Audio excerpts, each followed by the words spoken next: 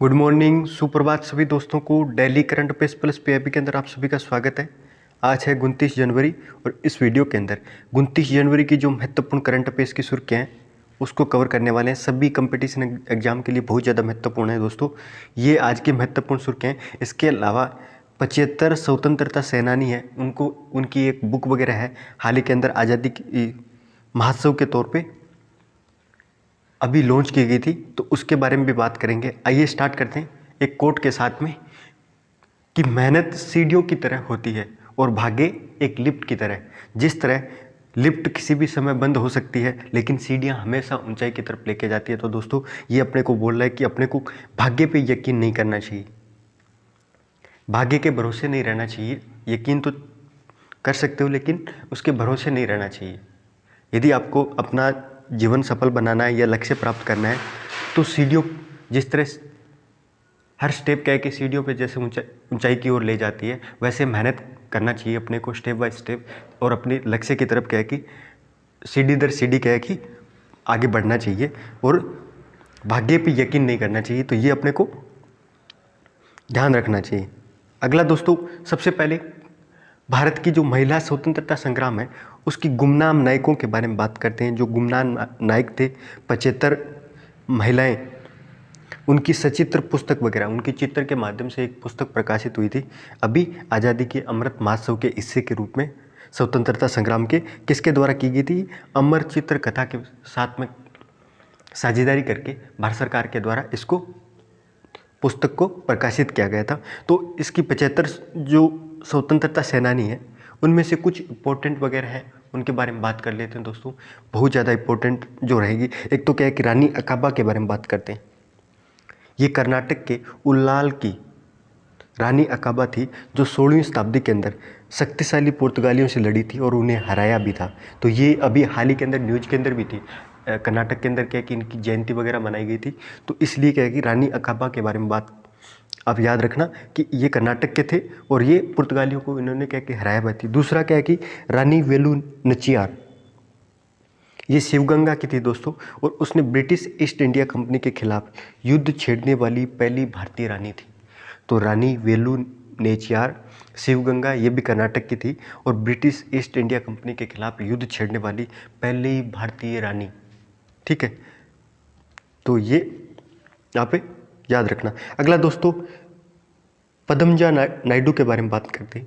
ये सरोजिनी नायडू की बेटी थी और ये पहली सरोजिनी नायडू पहली भारतीय महिला थी जिन्होंने क्या कि कांग्रेस, भारतीय राष्ट्रीय कांग्रेस अधिवेशन का अध्यक्ष के रूप में काम किया था। तो इनकी एक बेटी थी पद्मजा नायडू, जो अपने आप में एक स्वतंत्रता सेनानी थे, क्योंकि ज़्यादातर इनको अपनी मम्मी के नाम से सरोजिनी नायडू के याद करते हैं। लेकिन इन्होंने भी क्या कि स्वतंत्रता आंदोलन के दौरान महत्वपूर्ण भूमिका निभाई थी और बाद में ये पश्चिम बंगाल की राज्यपाल भी बनी थी। ठीक है, अगला दोस्तों, सुभद्रा कुमारी चौहान, ये सबसे महान हिंदी कवियों में से एक थी जिन्होंने स्वतंत्रता आंदोलन के दौरान, खासतौर से जो क्विट इंडिया मूवमेंट था, भारत छोड़ो आंदोलन था, उसमें सुभद्रा कुमारी चौहान ने महत्वपूर्ण भूमिका निभाई थी। सुचेता कृपलानी थी, ये भी एक प्रमुख स्वतंत्रता सेनानी थी और स्वतंत्र भारत में यूपी सरकार की पहली महिला मुख्यमंत्री बनी थी। तो ये कुछ इस तरह के जो फैक्ट वगैरह रहते हैं बहुत ज़्यादा इंपॉर्टेंट रहते हैं, क्योंकि ये जो मॉडर्न हिस्ट्री वगैरह की जो बुक वगैरह है जैसे स्पेक्ट्रम होगी, उसके अंदर आपको इस तरह के डीपली फैक्ट वगैरह नहीं मिलते। ठीक है, तो ये याद रखना दोस्तों। सुचिता कृपलानी, जिन्होंने सुचिता और क्या कि सुभद्रा कुमारी चौहान दोनों ने क्या है कि भारत छोड़ो आंदोलन में भाग लिया था और ये स्वतंत्र भारत की यूपी सरकार की पहली महिला मुख्यमंत्री बनी थी। ये भी याद रखोगे। केरल के त्रावणकोर के अंदर स्वतंत्रता आंदोलन की तरफ से एक प्रेरणादायक नेता अकम्बा चेरियन, ये इसको महात्मा गांधी के द्वारा त्रावणकोर की झांसी रानी के नाम भी दिया गया था। 1940 के आसपास इन्होंने क्या कि नेतृत्व किया था त्रावणकोर के अंदर, तो इनको महात्मा गांधी के द्वारा त्रावणकोर की झांसी रानी का नाम भी दिया गया था। किसको? अकम्बा चेरियन को। ठीक है, अगला दोस्तों, अरुणा आसफ अली, जिनको आप लगभग जानते हो क्योंकि इनके द्वारा भारत छोड़ो आंदोलन 1942 के अंदर, भारत छोड़ो आंदोलन कब स्टार्ट किया गया था? तो 8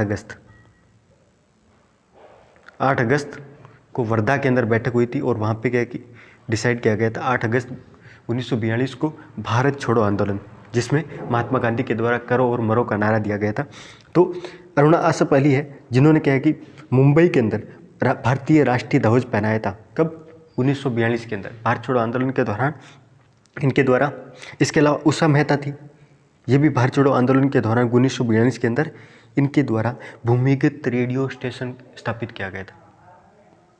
तो भूमिगत रेडियो स्टेशन है वो किसके द्वारा स्थापित किया गया था? उषा मेहता के द्वारा। ये भी याद रखोगे। एक रानी गेडिनल्यू थी, ठीक, रानी गेडिनल्यू थी, जो एक नागालैंड की थी, आध्यात्मिक राजनीतिक नेता के रूप में, जिनके द्वारा अंग्रेजों के खिलाफ सशस्त्र विद्रोह किया था। और जवाहरलाल, ये लगभग 12 साल की उम्र के अंदर, 12 साल की उम्र के अंदर इनको जेल भेज दिया गया था। और आज़ादी के बाद में लगभग 1947 के आसपास क्या है कि इनको जेल से रिहा किया गया था। 12 साल की उम्र के अंदर आप उसको जेल वगैरह के अंदर बंद करना, ये अपने आप में क्या है कि दोस्तों,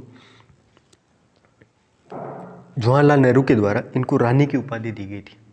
किसको उपाधि दी गई थी? रानी गेडिनल्यू को, ठीक है। तो ये कुछ महत्वपूर्ण फैक्ट वगैरह थे जिनके बारे में इस बुक के हीरोज वगैरह थे, अनसंग हीरोज, इनके बारे में बात की थी। अगला दोस्तों एयर इंडिया के बारे में बात करते हैं। हाल ही के अंदर ऑफिशियल आधिकारिक तौर पे भारत सरकार के द्वारा एयर इंडिया को टाटा ग्रुप को सौंप दिया गया है। टाटा ग्रुप को कल एयर केंद्र सरकार के द्वारा इसका जो नियंत्रण है एयर इंडिया का, इसका मैनेजमेंट वगैरह है, वो अपने शेयरों के साथ में टाटा सन्स की साई कंपनी टेलेस, तो टेलेस है जिसको एयर इंडिया को सौंपा गया है, जो टाटा सन्स की साई कंपनी के तौर पे है। ये आप याद रखोगे। इसके कुछ टाइमलाइन डिस्कस कर लेते हैं एयर इंडिया की। सबसे पहले 1932 के अंदर टाटा सन्स के द्वारा टाटा एयरलाइन के स्थापित की गई थी और 2 लाख रुपए JRD टाटा के द्वारा इन्वेस्टमेंट किए थे। किसके द्वारा? जो वर्तमान में रतन टाटा, इनके पिताजी JRD टाटा है, उनके द्वारा 2 लाख रुपए इन्वेस्ट करके टाटा एयरलाइंस क्या स्थापित की गई थी। तो ये चीज़ आप याद रखोगे। स्टार्टिंग के अंदर क्या है कि ये मुंबई से कराची के बीच में, पाकिस्तान का जो कराची शहर है उनके बीच में जो डाक टिकट वगैरह होगी, मेल वगैरह होगी, उसको भेजने का काम करती थी। इसके बाद में 1946 के अंदर टाटा को क्या है कि एयर इंडिया के नाम से जाना जाने लगा था 1946 के अंदर। और 1948 के अंदर उन पहली एशियन एयरलाइन थी जिन्होंने क्या कि यूरोप को अंदर फ्लाई किया था। मतलब 1948 के अंदर पहली उड़ान थी ये, जो एशिया के अंदर क्या है कि एशिया से क्या है कि यूरोप को कनेक्ट किया था।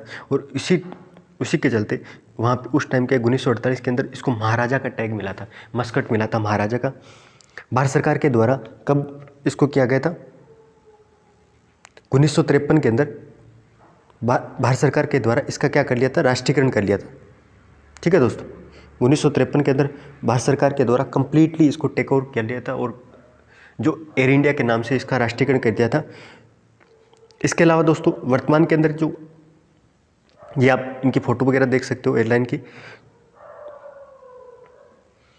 और वर्तमान के अंदर इसके अंदर लगभग 105 एयरक्राफ्ट है, 72 डेस्टिनेशन के आसपास है। लेकिन मेन प्रॉब्लम क्या है, गवर्नमेंट के द्वारा इसको क्या है कि हर दिन रोजाना क्या है कि इसका 20 करोड़ रुपए के आसपास का घाटा रहता है। और वर्तमान के अंदर लगभग 52,000 करोड़ रुपए के आसपास घाटा था। और सरकार क्या लगातार इसका कोशिश कर रही थी पिछले 5 सालों से कि इस कंपनी को क्या है कि डिसइन्वेस्टमेंट किया जाए, उसका विनिवेश वगैरह किया जाए, ताकि क्या है कि सरकार को जो आम लोगों के जो कर के माध्यम से इकट्ठा किया गया पैसे वगैरह है वो इस कंपनी के अंदर नहीं लगाना पड़े। ठीक है, तो इसलिए क्या है कि इसका क्या है कि सरकार के द्वारा विनिवेश किया गया था और अभी पूरी तरह से क्या है कि टाटा को सौंप दिया गया है। ये आप देख सकते हो। सरकार के द्वारा 49% हिस्सेदारी किया था और 1953 के अंदर पूरी तरह से इसका राष्ट्रीयकरण कर लिया गया था। तो ये चीज़ आप देखते रहना दोस्तों। अगला स्वच्छता स्टार्टअप चैलेंज के बारे में बात करते हैं। स्वच्छता स्टार्टअप चैलेंज है वो किसके द्वारा लॉन्च किया गया है? आवास और शहरी मामलों का मंत्रालय के द्वारा। साथ में क्या है कि DPIIT यानी उद्योग एवं आंतरिक संवर्धन विभाग है, उसके साथ में एक फ्रेंच डेवलपमेंट एजेंसी है। इन तीनों की साझेदारी के माध्यम से स्वच्छ भारत मिशन शहरी 2.0 के अंतर्गत स्वच्छता स्टार्टअप चैलेंज शुरू किया गया है। तो ये याद रखोगे, स्वच्छ भारत मिशन शहरी 2.0 है, उसके अंतर्गत स्वच्छता स्टार्टअप चैलेंज शुरू किया गया है। ये क्यों किया गया है? ताकि स्वच्छता के क्षेत्र में और जो अपशिष्ट वगैरह रहता है उसका मैनेजमेंट के क्षेत्र के अंदर स्टार्टअप्स वगैरह हैं उनको उत्प्रेरित किया जा सके, उनको प्रेरणा वगैरह दी जा सके, उनको क्या सहायता के तौर पे दिया जा सके, ताकि क्लीननेस स्वच्छता के क्षेत्र में और अपशिष्ट मैनेजमेंट के क्षेत्र के अंदर स्टार्टअप वगैरह उभर सके, मजबूती प्रदान कर सके। तो ये तो कौन से मंत्रालय के द्वारा, तो आप मंत्रालय याद रखिए, प्लस क्या है कि इसकी स्कीम वगैरह मिशन क्या याद रखिए, स्वच्छ भारत मिशन शहरी 2.0 है। अगले 5 सालों के अंदर शहरों को कचरा मुक्त बनाने के उद्देश्य से 1 अक्टूबर 2021 को लॉन्च किया गया था। ठीक है, तो ये याद रखोगे कि स्वच्छ भारत मिशन क्या 2.0 है वो कब लॉन्च किया गया था, 2021 अक्टूबर के अंदर लॉन्च किया गया था। ठीक है, नेक्स्ट दोस्तों लाला लाजपत राय के बारे में बात करते हैं, क्योंकि हाल ही के अंदर इनकी जयंती मनाई गई थी। कब? 28 जनवरी को। तो 28 जनवरी को देश भर के अंदर लाला लाजपत राय है उनकी जयंती मनाई गई थी। इनका जन्म पंजाब के फिरोजपुर जिले के अंदर धुड़ीके नामक स्थान पे हुआ था दोस्तों 1865 के अंदर। तो 28 जनवरी 1865 के अंदर इनका जन्म पंजाब के अंदर हुआ था।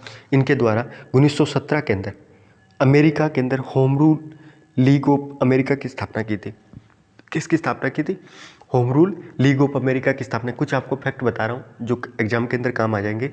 1917 के अंदर, इसके अलावा 1921 के अंदर servant of the people society की स्थापना की थी। तो लाला लाजपत राय ने सर्वेंट्स ऑफ पीपुल की सोसाइटी उसकी स्थापना भी की थी 1921 के अंदर। इसके अलावा 1920 के अंदर जो नारायण मल्हार जोशी है उनके द्वारा जो इटक की स्थापना की थी। इटक जो भारत का पहला क्या है कि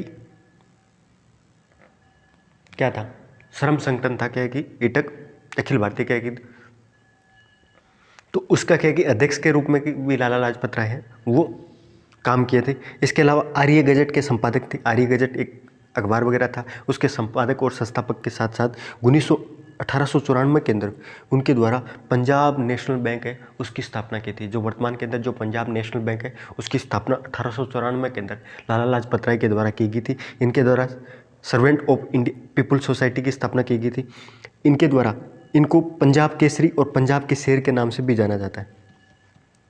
लाला लाजपत राय है उनको पंजाब केसरी या पंजाब के शेर के नाम से भी जाना जाता है। तो ये कुछ फैक्ट वगैरह आप याद रखोगे।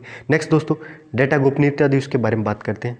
विश्व दुनिया भर के अंदर 28 जनवरी को डेटा गोपनीयता दिवस का आयोजन किया गया था, इसलिए ये न्यूज़ के अंदर था।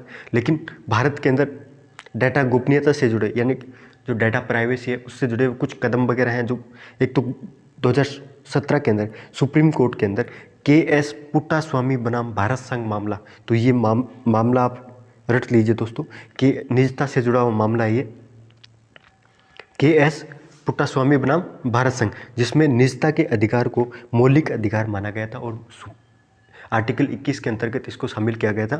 तो निजता का अधिकार को KS पुट्टास्वामी मामले के अंदर। इसके अलावा फिर क्या है कि सरकार के द्वारा, भारत सरकार के द्वारा BN श्रीकृष्ण समिति की स्थापना की थी। इसके माध्यम से इस कमेटी की श्रीकृष्ण समिति की सिफारिशों के आधार पे पर्सनल डाटा प्रोटेक्शन एक्ट है वो लेके आई थी 2019 के अंदर और उसको पारित किया गया था, व्यक्तिगत डाटा संरक्षण विधेयक। तो ये भी आप कुछ डाटा गोपनीयता से जुड़े भारत में प्रयास वगैरह याद रखोगे। नेक्स्ट दोस्तों आंध्र प्रदेश के अंदर 13 नए जिलों का निर्माण किया गया है। कौन कौन से वो अपने को इम्पोर्टेंट नहीं है, लेकिन हाल ही के अंदर आंध्र प्रदेश के अंदर ये जिले वगैरह बनाए गए थे।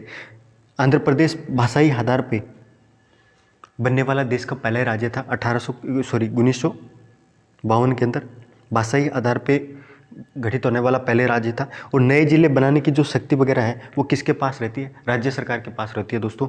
ये इसको या तो क्या है कि राज्य विधानसभा के अंदर कानून वगैरह पारित करके या एक कार्यकारी आदेश के माध्यम से राज्यपाल कार्यालय के द्वारा प्रकाशित करके इसको क्या है कि नए जिलों का निर्माण किया जा सकता है। तो नए जिले का निर्माण करने की जो शक्ति है वो राज्य सरकार के पास रहती है। ये आप फैक्ट आप याद रख सकते हो। नेक्स्ट दोस्तों TX2 पुरस्कार के बारे में बात करते हैं। हाल ही के अंदर सत्यमंगलम टाइगर रिजर्व है, ये कहाँ पे पड़ता है? तमिलनाडु के अंदर।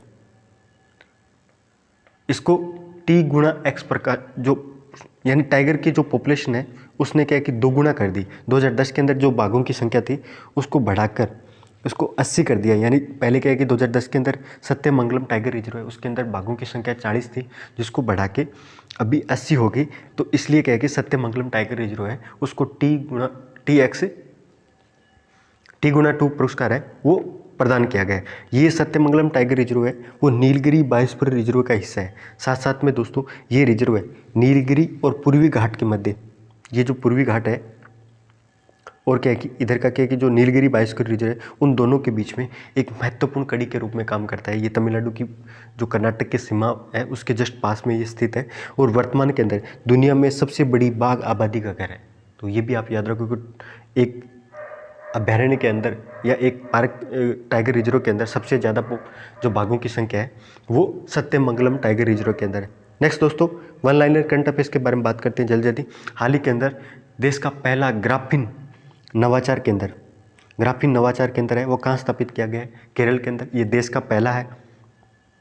और पायलट शिवांगी सिंह, ये वैसे तो उत्तर प्रदेश बनारस में इनका जन्म हुआ था, लेकिन ये राजस्थान के अंदर इनकी ट्रेनिंग वगैरह हुई थी। तो ये भारत की पहली महिला राफेल पायलट है। कौन सी? राफेल पायलट है दोस्तों। राफेल जो फ्रांस के माध्यम से भारत के द्वारा लिया गया था, तो उसको अभी गणतंत्र दिवस के अंदर भारतीय वायुसेना की जो झांकी थी उसका हिस्सा थी और उनके द्वारा राफेल जो लड़ाकू विमान है उसको उड़ाया गया था। ठीक है। फाइटर क्या कि भावना कंठ, ये भारतीय वायुसेना की तरफ से गणतंत्र दिवस की झांकी में भाग लेने वाली पहली महिला पायलट थी। तो पहली महिला पायलट तो वैसे भावना कंठ थी, लेकिन राफेल लड़ाकू विमान है उसको उड़ाने वाली पहली शिवांगी सिंह है। ठीक है। अगला दोस्तों, केरल क्या है कि बर्ड एटलस, इस तरह का भारत में क्या है कि पहली बार जो राज्य स्तरीय क्या है कि वैज्ञानिक पक्षी एटलस है वो कौन से राज्य के अंदर जारी किया गया है? तो केरल के अंदर। अंतर्राष्ट्रीय सीमा शुल्क दिवस है वो 26 जनवरी को मनाया गया था। तो ये आप याद रखोगे। वर्ल्ड इंटरनेशनल क्या है कि जो कस्टम यूनियन है, वर्ल्ड कस्टम यूनियन है सॉरी, तो उसकी स्थापना 1994 के आसपास हुई थी और ये यूएन की एक विशेषीकृत एजेंसी के रूप में है जिसका हेडक्वार्टर कहाँ पे है? बेल्जियम की राजधानी ब्रुसेल्स के अंदर। ठीक है दोस्तों, कुछ कटिंग्स देख लेते हैं। सबसे पहले तो क्या है कि जो डॉक्टर क्या है कि नागेश्वरन है उनको हाल ही के अंदर केंद्र सरकार के द्वारा नया मुख्य आर्थिक क्या है कि सलाहकार क्या है कि नियुक्त किया गया है। सुब्रमण्यम सर थे जो दिसंबर 2021 के अंदर क्या है कि अपने शिक्षा के क्षेत्र में क्या वापस लौट गए थे। उसकी वजह से क्या है कि ये पोस्ट वगैरह खाली थी, मुख्य आर्थिक सलाहकार। तो भारत सरकार के द्वारा मंत्रिमंडल के द्वारा इनको नियुक्त किया गया है, डॉक्टर नागेश्वरन। ठीक है। ये पहले भी क्या है कि प्रधानमंत्री की जो आर्थिक सलाहकार परिषद है उसके सदस्य के तौर पे रह चुके हैं। ठीक है। नेक्स्ट दोस्तों, नासा के द्वारा एक सुपरसोनिक जेट X-59 QSST इस तरह का एक जो विमान है उसका परीक्षण किया गया है जो 1234 किलोमीटर प्रति घंटे की रफ्तार से उड़ेगा, लेकिन ये बिना शोर के साथ, बिना किसी आवाज़ के साथ में क्या कि ये विमान वगैरह है उसका परीक्षण वगैरह अभी हाल ही के अंदर नासा के द्वारा किया गया है। तो आप ये याद रख सकते हो।